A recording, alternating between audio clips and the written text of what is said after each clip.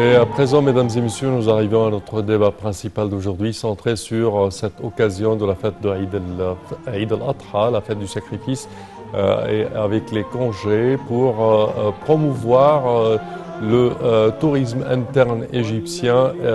Alors, pour mieux aborder ce sujet, nous avons le plaisir d'accueillir au bout du fil M. Antoine Youssef Bourdali, qui est expert en tourisme. Bonjour, M. Antoine. Bonjour, Monsieur Salah. Bonjour. Alors, bonne occasion pour le tourisme. Oui, merci à vous. Alors, bonne occasion pour promouvoir le tourisme interne. Comment voyez-vous les taux du tourisme interne en Égypte? Ah, bien sûr, au moment des fêtes et pendant les vacances des fêtes, c'est une très haute saison. Il y a des endroits qui sont surbookés. Oui. C'est vrai que c'est pas très dans la tradition des Égyptiens d'aller visiter des sites culturels, genre musées ou autres. Oui. Mais ils vont beaucoup aussi dans des sites archéologiques, mais des sites ouverts. Bien sûr, un des lieux les plus fréquentés, c'est le plateau de Gizeh, les pyramides, la citadelle du Caire. Mais quand même, la majorité de ce tourisme interne, c'est plutôt comme on est en été en plus, et c'est le début des vacances d'été, c'est les plages. C'est la côte nord, c'est la mer Rouge, le Sinaï, etc. Vous voyez que les taux d'affluence sont vraiment considérables. Très considérable. Je pense très considérable, surtout que depuis le Covid, les gens n'ont pas beaucoup profité des vacances des fêtes des années précédentes. Et puis après une année scolaire et de travail, etc., c'est vraiment les gens ont envie de... En plus, ça fait une semaine entière presque de vacances. Oui. Donc, les gens ont envie un peu de décompresser totalement et de déchaîner et de sentir un peu la nature. Hein. De préférence, on parle de la côte nord, d'Alexandrie, des villes côtières sur la Méditerranée, soi-disant, à commencer par Damiette, Ras el-Bar et Baltim, et d'autre part Alexandrie certainement, la côte nord tout entière et Marsa Matrouh. Comment voyez-vous le tourisme dans ces endroits, l'infrastructure hôtelière quand même? Bon, bien sûr, les zones un peu anciennes, je vais dire Alexandrie, et puis les anciennes zones balnéaires, genre Baltim, Gamasa, Ras el-Bar, tout ça, il y a ce qu'il faut. Il y a ce qu'il faut en hôtel, il y a ce qu'il faut en appartement à louer. Mais le problème reste encore pour la côte nord. La côte nord, il manque beaucoup d'hôtels, surtout que ça ne fonctionne que 2-3 mois par an. Oui. Donc il y a très peu d'hôtels et il y a 10 fois plus de demandes que l'offre, ce qui fait que quand même les prix deviennent un peu des prix au-delà de toute imagination. Oui. Surtout dans les week-ends, surtout dans les mois d'août et septembre et juillet, surtout dans les vacances de fête. Mais ce qui compense un peu, c'est la location des appartements, des chalets. Mais c'est vrai, c'est archi plein, tout le monde veut aller à la... En plus, il y a aussi la réputation, vous savez, l'attraction de la réputation de la côte nord, tout le monde veut aller à la côte nord, un peu de toutes les provinces, donc ça fait quand même un surbook pas possible là-bas. Si on parle de la mer Rouge, on parle de Sharm el-Sheikh, on parle de Dahab au Sinaï, également Hurghada, Gouna. Comment voyez-vous l'afflux pendant l'été, surtout avec les valeurs de climat là-bas sont tellement haussées. On parle d'un climat très chaud. Par exemple, aujourd'hui à Sharm el-Sheikh, on parle de 41 ressentis. Plus même. Alors, comment voyez-vous ces endroits pendant et l'affluence surtout pendant les fêtes et la saison estivale? Je pense que ces zones balnéaires n'ont vraiment pas de saison. C'est toujours plein. L'hiver, il fait très bon, donc il y a beaucoup de touristes. C'est toujours plein. L'été aussi, comme il y a la mer, les gens ne pensent pas trop à l'histoire de la chaleur. On sentirait, on prendrait le sujet de la chaleur plus dans des zones comme Luxor, Assouan, etc.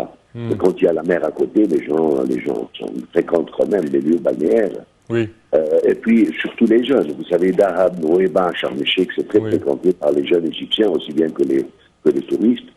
Des zones comme El Gouna, comme Sahl Hashish, comme même Kosser et Machala, Hurghada, tout ça, c'est archi plein.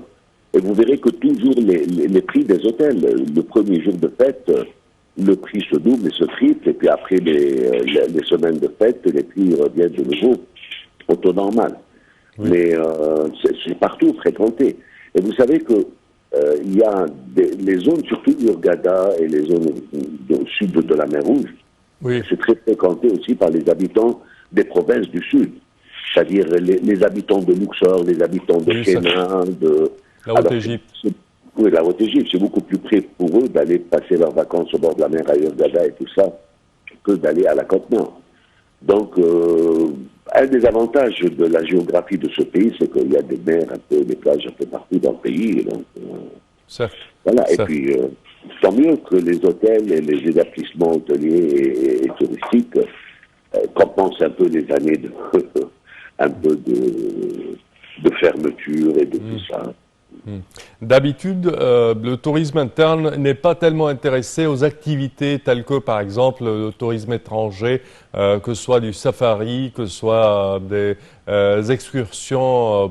Par exemple, s'ils sont à Hurghada, ils partent dans les montagnes d'Al-Galala. S'ils sont à Sharm el-Sheikh, ils partent dans Anab, par exemple, pour visiter des endroits de snorkeling. Ces activités ne sont pas tellement fréquentes pour les Égyptiens. Comment promouvoir ces activités? Vous savez, de plus en plus, moi je vois que les Égyptiens s'intéressent beaucoup à ce type de choses, surtout les jeunes. Et bien sûr, s'il y a des familles qui vont passer quelques vacances au bord de la mer, en famille, père, mère et des enfants et des grands-mères, et des grands-pères, bien sûr, là, ils sont plutôt au bord de la mer. Ils ne font pas beaucoup d'activités, ils ne bougent pas beaucoup, c'est des vacances, c'est pour se reposer. Mais ces vacances, quand c'est des jeunes, moi je vois que les jeunes Égyptiens, de plus en plus, ils sont intéressés par tous ces types d'activités. Moi je vois des zones comme El Fayoum, c'est très fréquenté par les jeunes Égyptiens, c'est très à la mode. Les oasis comme Siwa, le désert blanc et tout ça, tout ce qui est aventure, tout ce qui est safari, tout ce qui est sport nautique aussi, donc dans les zones de Sinaï et Hurghada, beaucoup de jeunes Égyptiens, même s'ils ne font pas peut-être la plongée, n'est pas très comment dire, répandue parmi les jeunes Égyptiens. Et ils font d'autres sports nautiques, du parachutisme, du snorkeling, et ce qui marche très bien aussi parmi les jeunes Égyptiens, c'est la pêche. Ils vont faire 2-3 jours en fond de mer pour faire la pêche et tout ça. Ça devient vraiment un hobby très égyptien, très jeune. Donc non, je pense de plus en plus, ça les intéresse, les jeunes Égyptiens, et ces activités fonctionnent très bien aussi. Oui. Si on suggère pour les Égyptiens qui n'ont pas tellement de moyens pour passer 2-3 nuits, par exemple, à Sharm ou en Côte-Nord, quelles sont les excursions d'une journée à faire pour, je dirais, jouir pendant la fête du sacrifice et en même temps changer d'air et avoir son énergie au plein, comment dire? Vous savez, le système se fait lui-même depuis des longues années. Par exemple, ça dépend où on habite aussi. C'est-à-dire les habitants du Caire et l'Est du Delta et tout ça, ils vont dans les points les plus près pour passer une journée. Par exemple, Ismailia, tous les habitants des villes de l'Est du Delta, Sharkeya, etc. C'est à peu près 80 km de voyage, n'est-ce pas? Voilà, c'est 1 heure de route, et puis ils vont passer une journée à Ismailia, à Fayed, à Abu Sultan, donc tout ça. Et puis, au Caire, il y a la Ain Sorna à côté aussi, ça fait 1h30 de route. Donc, il y a toujours, si on est à Damiette ou à Mansoura, il y a Ras El Bar à côté, il y a Port Saïd à côté. Si on est à Kafr-e-Sheikh ou Rosette, il y a Alexandrie à côté, vous voyez, ou à Boukir. Il y a toujours, comme je viens de dire, le côté génie de la géographie de ce pays, c'est que où nous sommes, il y a toujours à côté où on peut aller passer des bonnes vacances, passer une journée et revenir. Et il y a vraiment de l'attraction à tous les moyens, avec les petits moyens, avec les très hauts moyens. Il y a des activités à l'intérêt de tout le monde, à l'envie de tout le monde, et que tout le monde en profite. Des bonnes fêtes pour tout le monde. Monsieur Antoun, je dirais un phénomène dans le tourisme intérieur égyptien, l'affluence des Égyptiens de tout part de l'Égypte vers Alexandrie. Alors, ce qui rend cette ville surpeuplée quand même d'un nombre gigantesque de touristes estivales. Oui, bien sûr, Alexandrie, c'est très spécial. Alexandrie, pour les Égyptiens, c'est la mer. Oui, c'est la mer, c'est les vacances. Vous savez, nous tous, avant qu'il y ait toutes ces zones nouvelles, que ce soit sur la côte nord-ouest, que ce soit au bord de la mer Rouge et tout ça, je pense que ça fait partie de l'enfance un peu de beaucoup d'Égyptiens. Les vacances d'été, c'est à Alexandrie. Oui. Et Alexandrie en elle-même, c'est une ville magique. Historiquement, ça a été tout le temps la capitale de l'Égypte jusqu'à il y a 1000 ans. Elle a été toujours la deuxième capitale. Une métropolis, parce qu'il y a le côté civil, il y a le côté mer, il y a le côté sortie, il y a le côté beauté. Alexandrie, ça a toujours fait rêver, depuis la nuit des temps, que ce soit dans l'histoire, aussi bien qu'aujourd'hui. Donc, c'est vrai qu'Alexandrie, qui est une ville de, je ne sais pas exactement, je ne veux pas dire n'importe quel chiffre, mais je pense que c'est 8 ou 9 millions d'habitants.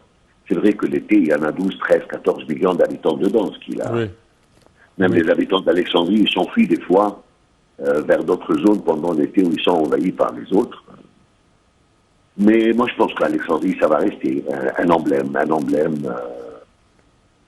Il n'y a pas un Égyptien, je pense, qui n'aime pas Alexandrie, avec tous ses aspects, tout son côté qui fait rêver, aussi bien que culturel que naturel, etc. Une ville cosmopolitaine, comment dire. Comment? Une ville cosmopolitaine avec... oui, une cosmopolite extraordinaire. Oui. Une cosmopolite extraordinaire. Certes, certes. Également, les environs de l'autre côté, pas le côté ouest avec la côte nord, mais du côté est, il y a Rachid, et ce n'est pas tellement développé de l'autre côté, ce qui est un tout petit peu est considéré comme une des grandes occasions d'investissement hôtelière, je dirais, dans cette région de l'est d'Alexandrie.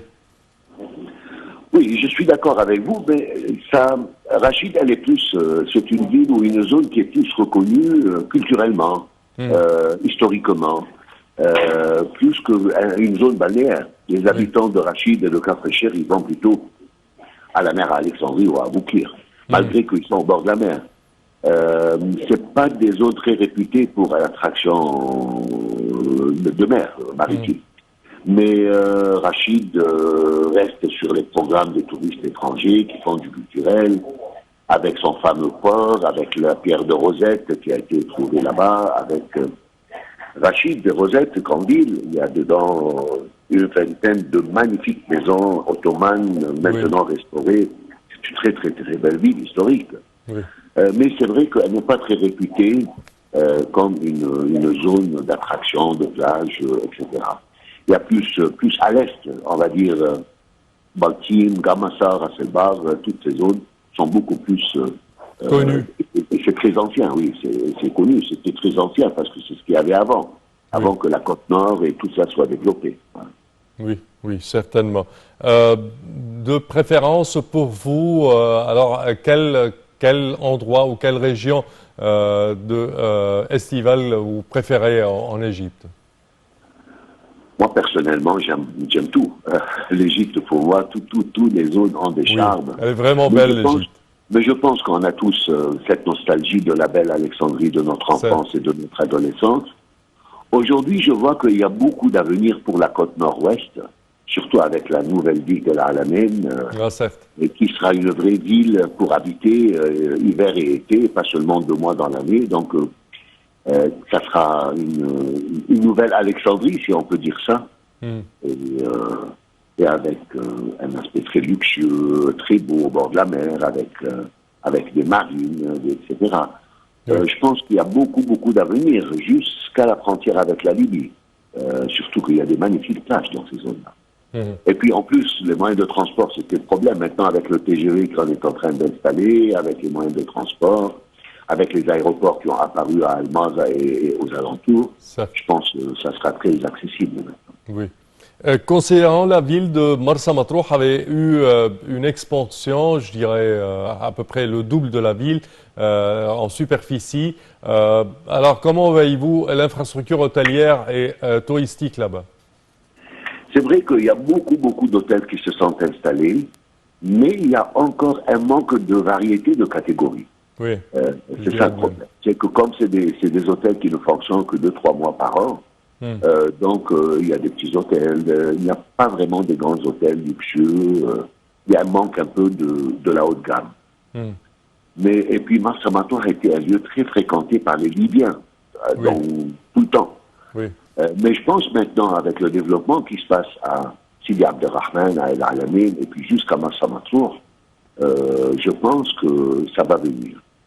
Mais il est vrai que la ville grandit beaucoup, a une très bonne réputation malgré la distance qu'il faut faire pour aller. Elle a un côté mer et un côté bédouin, un côté désertique, vous voyez. Ça a aussi une identité un peu très différente. Mais je pense qu'il faut quand même faire un peu d'effort dans la variété des catégories des hôtels et des restaurants et de tous les établissements touristiques. Et ça, c'est le problème de Marsa Matruh et de beaucoup d'autres endroits en Égypte. On construit souvent selon le besoin et des fois, il y a trop de besoins et on ne construit pas parce qu'on fait avec ce qu'il y a. Je pense que tout ça, il faut revoir dans un plan. Il faut faire, je pense, une politique un peu de voir toutes les zones, qu'est-ce qu'il y en a besoin, qu'est-ce qu'il faut développer, qu'est-ce qui manque. Espérons que ça va venir un jour. Parfait.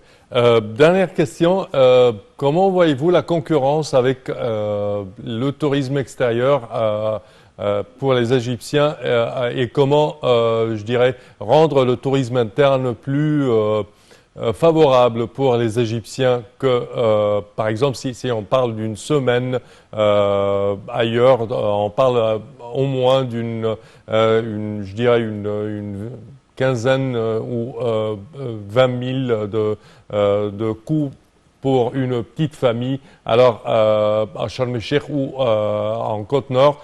Et si on la compare avec les pays avoisinants, le tourisme extérieur, on parle de prix moins élevés que cela pour cette même famille à l'étranger. Comment concurrencer ou promouvoir plus les prix du tourisme interne égyptien? Je pense que c'est une histoire de marché. C'est-à-dire, ça dépend de quelle couche de la société on est et quelles sont les envies qu'on veut faire. Oui. Bien sûr, si on est d'une gamme, on va dire, moyenne, et on veut aller, on a les moyens pour aller faire une semaine à la Côte-Nord pendant la haute saison, je pense que qu'on va dépenser là-bas, il est moins cher d'aller passer cette semaine en Grèce ou en Turquie que de la passer sur la Côte-Nord, vu les prix des hôtels et des appartements qui deviennent quand même très exagérés. Si on veut, la même chose pour Sharm el-Sheikh et Hurghada, et encore. Sharm el-Sheikh et Hurghada, ça reste raisonnable, ça monte un peu dans les saisons, ça rebaisse de nouveau. Mais il est vrai que les prix à la côte nord-ouest, ça devient un peu... Moi, je connais plein de gens qui vous disent, bon, on ne va plus là-bas maintenant, il vaut mieux aller visiter d'autres pays au même prix qu'on peut dépenser et découvrir d'autres pays. Surtout que ce qui nous font le plus de concurrence en ce moment, c'est des pays qui ont une plus haute inflation que nous, comme la Turquie, le Liban, la Grèce. Exactement. Malheureusement, Monsieur Antoun, notre temps arrive à bout. Au terme de cette édition, je tiens à vous remercier de vos explications. Merci à vous, ce fut un plaisir. Monsieur Antoun, Youssef Bourdadi, expert en tourisme, merci à vous. Chers téléspectateurs, au terme de cette édition, nous tenons à vous remercier, à vous souhaiter une très joyeuse fête du sacrifice ou Eid al-Adha. Merci à vous et bonne suite au programme.